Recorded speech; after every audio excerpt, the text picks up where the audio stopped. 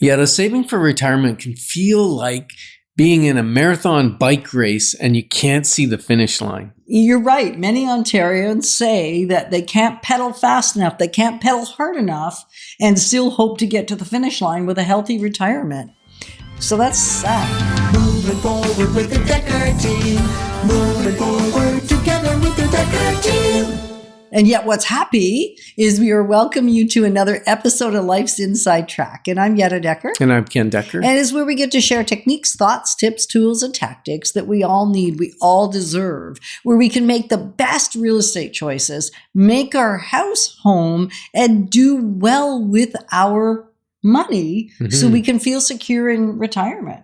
That would be a beautiful thing. It would be. We're going to consider, with the current landscape in Ottawa and in Canada, that retirement savings aren't, for many, what they need to be. And why is it tough for people to have a secure, firm foundation for the retirement years?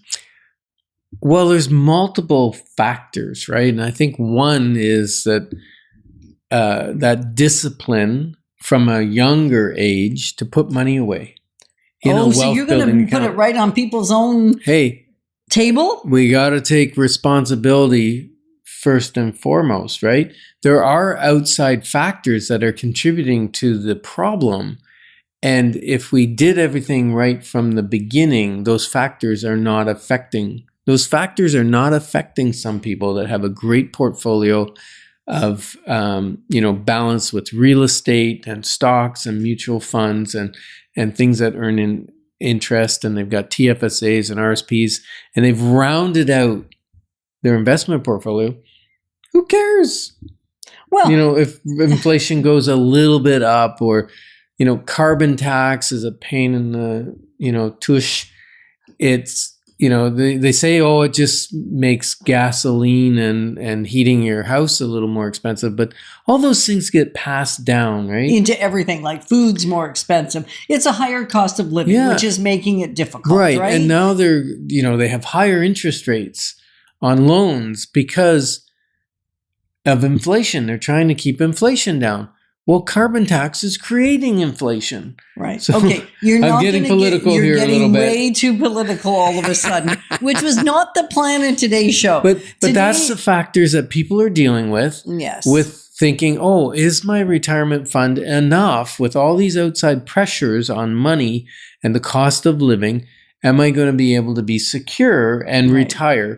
And as a matter of fact, many Ontarians are saying, no, I'm going to have to delay retirement. It's one thing to say, and you probably heard Ken and I say this, we're going to retire and expire in 2059 or beyond, which, yes, will be 97 years old by then. And what we mean by retire and expire is we're going to leave this earth and go to eternity on the same day that we no longer are in business, because we love what we do, and we believe we're still doing what we were called and put on this earth to do. Mm-hmm.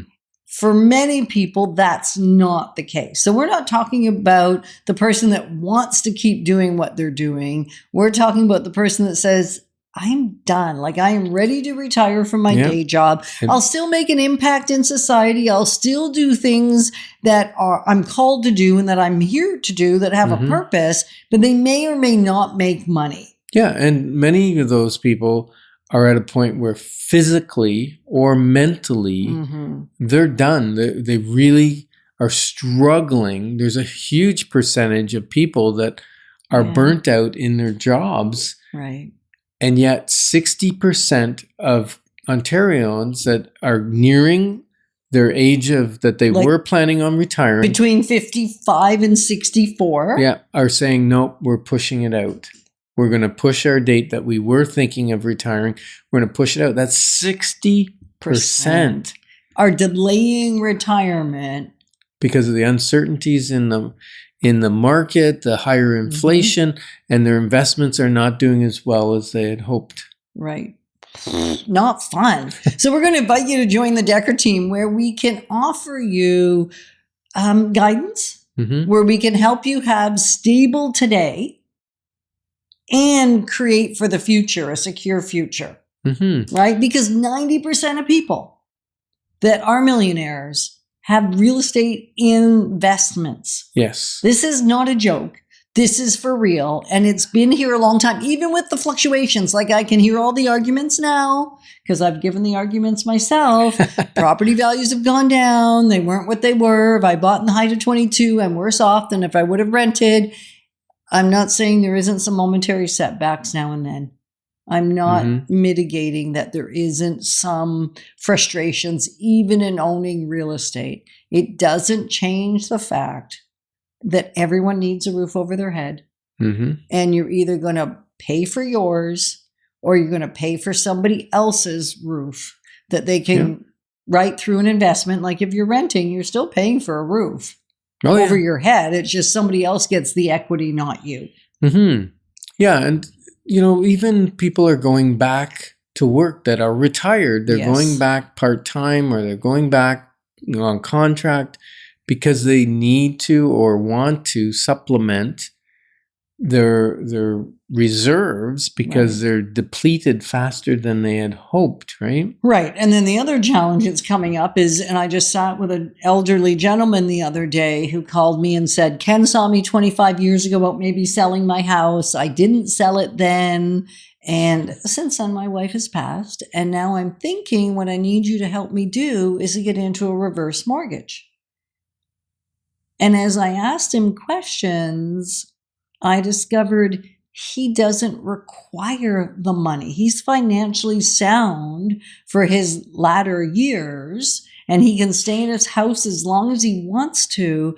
But there is confusion in the marketplace about what the benefits are of a reverse mortgage and why I might have one. He said, well, I've heard ads and I need to find out. And I said, well, because I was trying not to tell him what to do, asking great questions. He said, well, my financial planner told me not to do it. And I'm like, maybe I ought to listen to him.